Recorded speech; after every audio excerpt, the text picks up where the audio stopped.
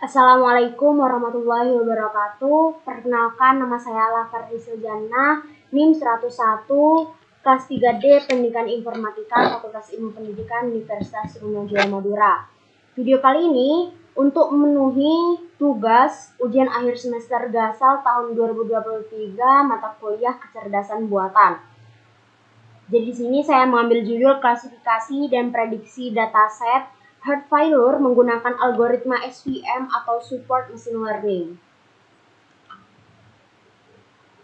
Sebelumnya, apa itu Artificial Intelligence atau AI? Jadi, Artificial Intelligence atau AI adalah suatu kecerdasan buatan yang dibuat oleh manusia tentunya dan diprogram oleh manusia yang memiliki 4 ciri utama. Yang pertama, thinking humanly, jadi dia berpikir seperti manusia. Kemudian acting humanly, dia bertingkah laku layaknya manusia. Kemudian thinking rationally, berpikir secara rasional dan logis. Dan yang terakhir, acting rationally, yaitu melakukan tindakan atau mengambil keputusan dengan rasional dan logis sesuai dalam mencapai tujuan tertentu. Jadi intelligence atau kecerdasan buatan. Kemudian kita masuk ke tugasnya, yaitu dataset yang digunakan. Kita masuk ke web tempat saya mendownload datasetnya. Jadi di sini saya menggunakan dataset hard failure atau dataset gagal jantung. Nah, jadi dataset hard failure ini miliki 11 fitur yang dapat digunakan untuk memprediksi kemungkinan dari penyakit jantung. Nah, informasi atributnya yaitu ini ada 12 atribut. Yang pertama age, tentunya usia dari pasiennya, kemudian sex, ini jenis kelamin dari pasiennya, chest pain type, tipe nyeri dadanya, resting BP, tekanan darah, kolesterolnya, fasting BS, gula darahnya, kemudian resting AHG, ECG, hasil elektrokardiogram, kemudian max HR, detak jantung maksimum, exercise angina akibat olahraga, optik, nilai numerik diukur dalam depresi, kemudian ST slope, kemiringan puncak latihan, kemudian penyakit jantung atau heart disease. Ini output kelasnya, jadi kita bisa menentukan apakah pasien tersebut mengalami heart disease atau dia normal. Kalau heart disease ditandai dengan 1, kalau normal ditandai dengan 0. Kemudian untuk algoritma yang saya gunakan di sini yaitu algoritma SVM seperti yang sudah dijelaskan di awal tadi, yaitu support vector machine, yaitu algoritma supervised learning yang tentunya digunakan untuk tugas klasifikasi dan regresi. Nah, secara khusus dalam konteks klasifikasi, SVM mencoba untuk membangun sebuah batas keputusan yang optimal antara kelas-kelas yang berbeda. Jadi dia tadi dapat menentukan apakah pasien nanti mengalami heart disease atau dia normal. Kemudian masuk pada program yang saya jalankan. Sebelum saya menjalankan program di Google Colab-nya di sini kita perlu mengupload dataset yang sudah kita download tadi di Google Drive. Kemudian kita bisa masuk ke Google Colab. Di sini kita bisa menghubungkan Google Colab dengan Google Drive-nya dengan perintah mounted. Nah, jika sudah terhubung, maka akan keluar output mounted at content drive di sini. Kemudian untuk kode kedua, di sini saya menggunakan pustaka dari Python ya, dari bahasa Python, yaitu import pandas dan import numpy. Nah, perlu diketahui bahwa import pandas ini memungkinkan untuk membaca, manipulasi, dan menganalisis data dalam bentuk tabel atau data frame. Kemudian import numpy digunakan untuk komputasi numerik. Nah, selain numerik, dia juga menyediakan objek array multidimensi. Kemudian di sini langsung membaca data dengan variabel df atau data frame. Kemudian sama dengan PD menggunakan import pandas tadi, .read CSV. Dia langsung membaca dari file CSV yang sudah kita upload tadi. Kemudian dia akan menampilkan yang sudah dia baca dan menghasilkan output seperti ini. Kemudian selanjutnya dia akan menampilkan data bagian atas, yaitu ditandai dengan df.head, data frame.head, jadi dia menampilkan data ke-0 sampai data ke-4, jadi cuma 5 data yang ditampilkan. Kemudian df describe, dia akan menampilkan, memvisualisasikan dengan nilai statistiknya, jadi dia bukan melalui gambar tapi menggunakan nilai statistik. Kemudian df info, dia akan menampilkan informasi data mulai dari nama datanya, dan tipe datanya. Kemudian print, dan untuk kode yang selanjutnya yaitu print data frame sex value counts, jadi dia akan menghitung nilai-nilai unik dalam kolom sex. Kemudian bagian yang not missing value ini mencatat total jumlah nilai yang tidak hilang atau missing dalam kolom sex. Kemudian masing-masing berikan jumlah kemunculan nilai pertama dan kedua dalam hasil value contents. Jadi dia untuk mailnya dia muncul 725, female-nya 193. Kemudian untuk kalau yang tadi kan data apa ini? Data exploring kan. Ini kan data exploration. Nah, selanjutnya kita masuk ke langkah kedua yaitu data pre-processing. Ini sebelum diproses, datanya harus dilakukan sebelum processing lah, pre-processing. Di sini ada import label encoder dari kelas Escalon pre-processing. Jadi di sini kita inisialisasi LE sebagai label encoder. Kemudian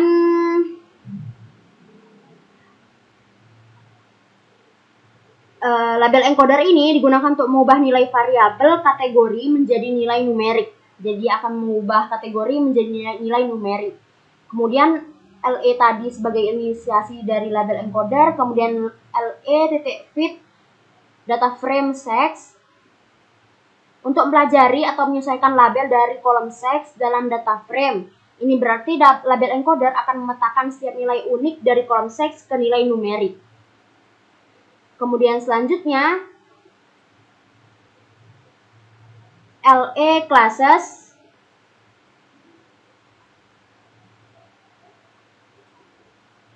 jadi LE classes ketika kita menggunakan perintah classes ini akan mengembalikan daftar atau array dari label kelas yang sesuai dengan nilai numerik yang telah ditugaskan oleh label encoder.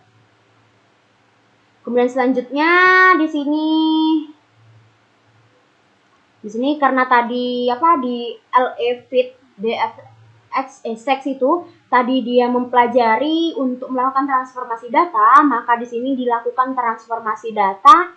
Kemudian hasil transformasi datanya ini akan disimpan di variabel encoder sex. Kemudian sexnya sendiri itu dihapus di kode drop ini. Kemudian dia akan digantikan oleh encoder sex karena tadi hasil transformasi datanya sudah dimasukkan ke encoder sex. Kemudian selanjutnya ini dilakukan hal yang sama seperti pada kolom sex tadi, tapi di sini menggunakan kolom st slot. Jadi dia akan menghitung nilai-nilai unik yang muncul dalam kolom st slot. Nah, jadi di sini dia akan flag ini muncul 460 kali, up 395 kali, down 63 kali. Kemudian di sini LE fit ini digunakan seperti yang dilakukan pada kolom sex tadi, dia akan pelajari nilai-nilai unik dari kolom st slot dan kemudian menyimpan pemetaan tersebut sehingga nanti dapat digunakan untuk melakukan transformasi data. Nah, tadi kan ini untuk transformasi datanya. Nah, kemudian di kode yang sebelah sini, dia hasil transformasi datanya akan disimpan dalam variabel encoder st slot. Kemudian di bagian sini, st slot ini akan di drop atau dihapus dan akan tergantikan dengan encoder st slot. Nah, hal ini dilakukan juga di kolom exercise engine, Kemudian ini udah, karena tadi udah banyak yang di drop kemudian digantikan dengan yang udah encoder.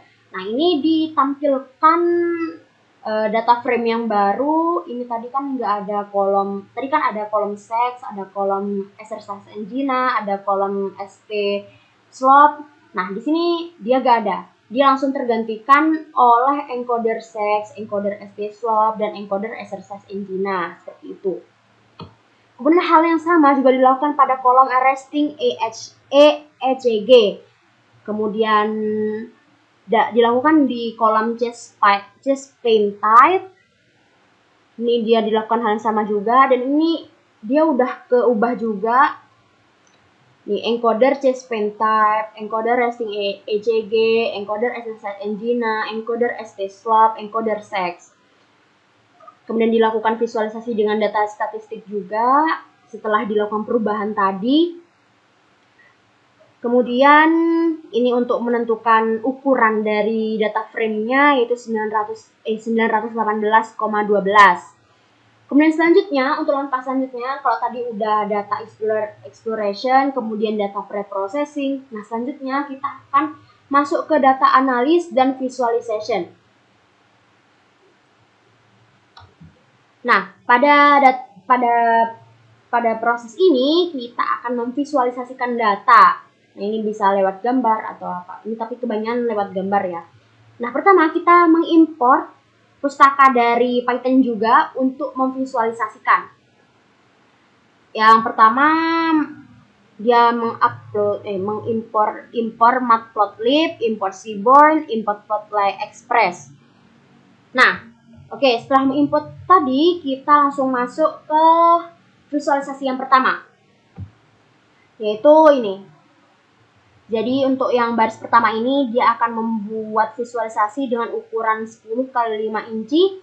Kemudian SNS conplot, dia akan menggunakan seaborn untuk membuat plot tadi. Import seaborn ini, dia menggunakan import seaborn untuk membuat plot berjenis count plot yang menghitung jumlah kemunculan setiap nilai pada kolom hard disk ini. Nah, kemudian dari data frame yang sudah diupload tadi. Nah, grafik ini akan menampilkan jumlah kemunculan masing-masing nilai pada sumbu horizontal. Nah, kemudian untuk yang distribution of target class ini untuk judulnya nanti. Nah, kemudian setelah di-run akan menghasilkan visualisasi seperti ini. Jadi maksudnya kode tadi itu untuk menghasilkan sebuah conplot yang menunjukkan distribusi jumlah kemunculan setiap nilai kelas target. Nah, kelas target yang dimaksud di sini hard disk ya, yang ada dalam data frame. Untuk memahami sebaran atau distribusi kelas target atau hard disk tersebut dalam dataset untuk analisis lebih lanjut. Jadi dia untuk memvisualisasikan untuk analisis lebih lanjut. Kemudian untuk visualisasi yang kedua, dia menggunakan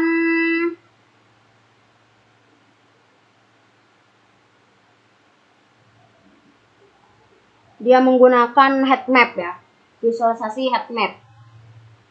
Jadi untuk subplot pertama menampilkan seluruh matriks korelasi antara atribut numerik, sedangkan subplot kedua hanya menampilkan korelasi atribut numerik lainnya dengan hard disk. Jadi yang menggunakan kolom hard disk diurutkan berdasarkan tingkat korelasi yang paling tinggi ke yang paling rendah, dan ini outputnya dari yang paling tinggi ke yang paling rendah. Kemudian untuk visualisasi yang ketiga, ini ya, pada kode yang ini menggunakan fungsi pair plot dari pustaka seaborn, nih SNS, untuk membuat multiple scatter plots dari pasangan variabel dalam data frame. Jadi dia menggunakan kolom hard disk untuk memvisualisasikan multiple scatter plots. Ini untuk hasilnya, untuk hasil visualisasinya.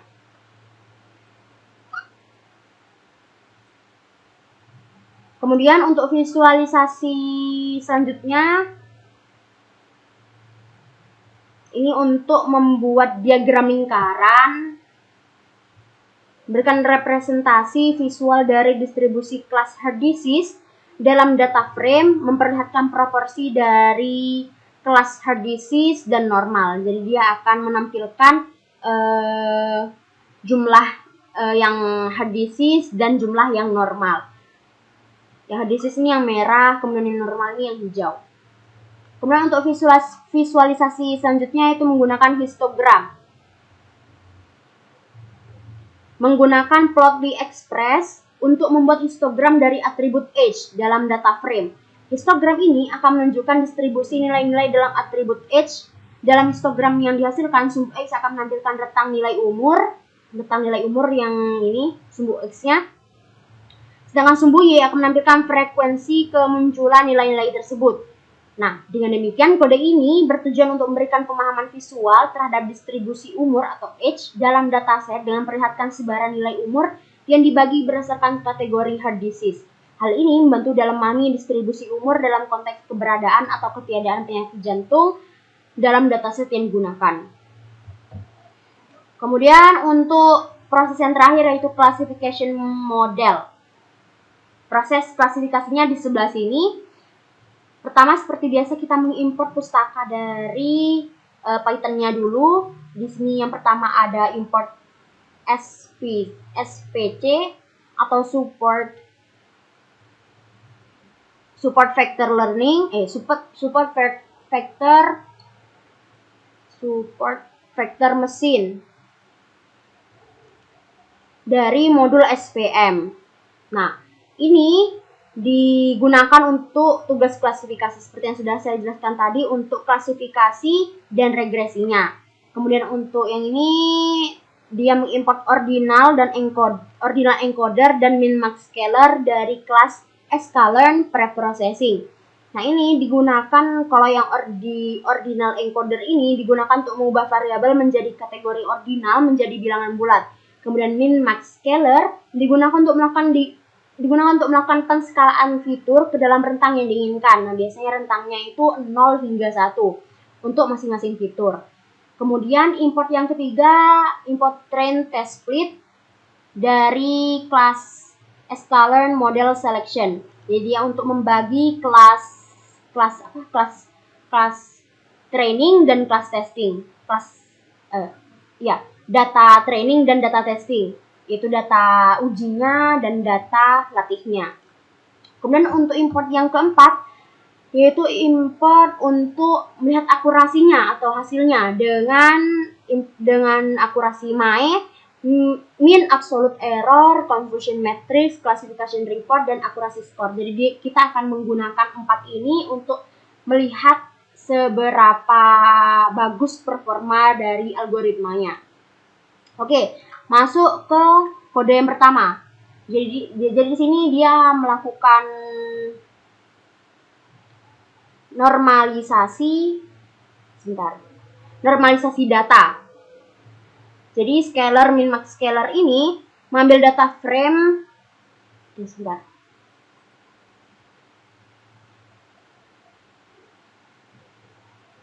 Scaler min-max scaler ini membuat sebuah objek min-max scaler yang akan digunakan untuk melakukan normalisasi data. Jadinya ini untuk membuat sebuah objek min-max scaler yang akan digunakan untuk melakukan normalisasi pada data. Kemudian kolom df kolom ini digunakan untuk menyimpan nama kolom dari data frame. Nah, ini sebelum dilakukan normalisasi dia akan disimpan dulu di sini, nanti dia akan dikembalikan agar bisa ditempatkan kembali pada data frame gitu. Jadi dia dibuat baris ini. Kemudian selanjutnya dfpd data frame scalar fit transform df. Nah, ini baru dia mengambil data frame df dan melakukan normalisasi pada seluruh nilai di dalamnya menggunakan min-max scaler. Nah, ini akan mengubah nilai-nilai dalam data frame menjadi rentang antara 0 dan 1 berdasarkan nilai minimum dan maksimum di setiap kolom. Kemudian df kolom sama dengan columns, ini dia mengembalikan setelah dilakukan normalisasi tadi ke dalam data frame-nya. Kemudian di sini dia akan menampilkan setelah dilakukan normalisasi data dan menghasilkan output seperti ini. Kemudian selanjutnya yaitu seleksi atribut. Jadi di sini kita akan menyeleksi atribut yang akan kita gunakan. Untuk atribut yang akan kita gunakan, yang pertama age, encoder sex, encoder chest pain type, resting BP, kolesterol, resting BS, encoder resting ECG, max HR, encoder exercise engine, angina, outpeak, encoder ST slot. Itu untuk atribut yang akan kita pakai ya. Kemudian di sini kita akan inisialisasi menjadi variabel X dan Y. Nah, perlu diketahui variabel X ini berisi atribut yang sudah kita pilih tadi, kayak yang di atas tadi, yang udah di list di atas, itu dia masukkan ke variabel X. Kemudian untuk variabel Y-nya berisi kolom hard disk yang akan diprediksi. Kemudian di sini xtrain x, xtest, ytrain, ytest sama dengan train test split. Nah, seperti yang sudah saya jelaskan tadi, fungsi dari train test split dia untuk memisahkan antara data uji dan data latih. Jadi akan memisahkan antara data training dan data testingnya. Nah, selanjutnya kita masuk ke algoritma untuk klasifikasi dan prediksinya.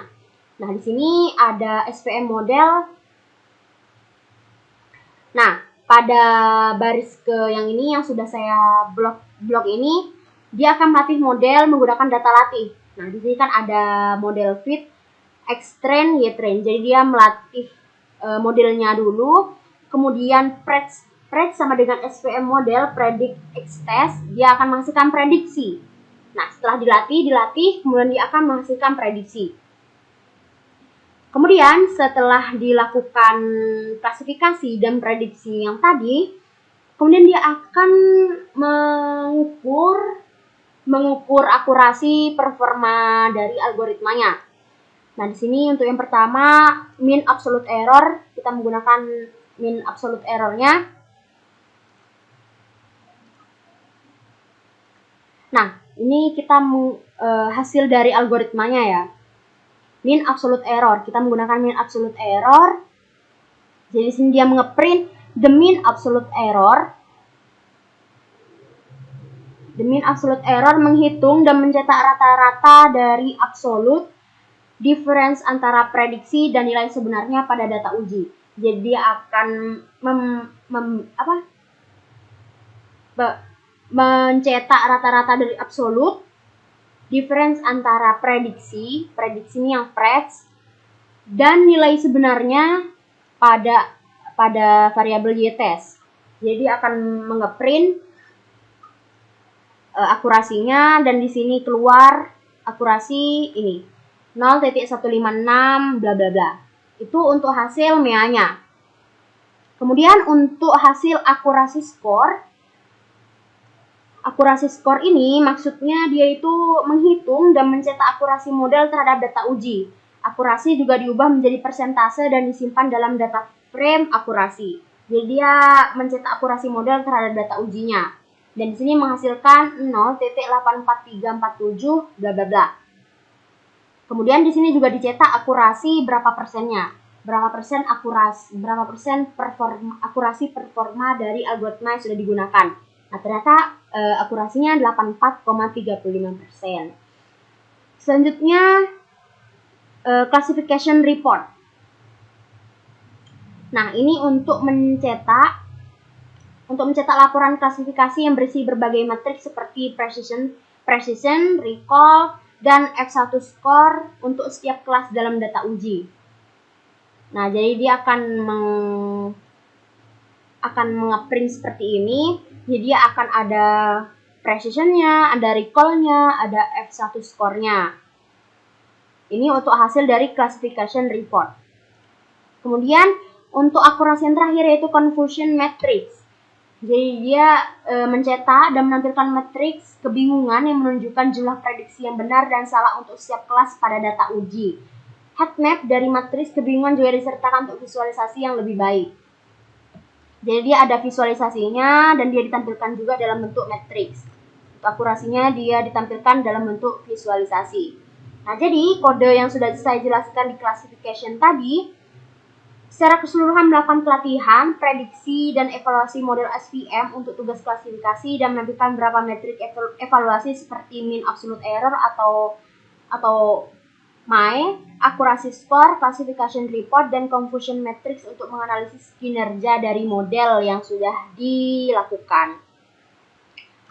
Oke, mungkin sekian video yang penjelasan yang bisa saya sampaikan. Kurang lebihnya mohon maaf, semoga bermanfaat.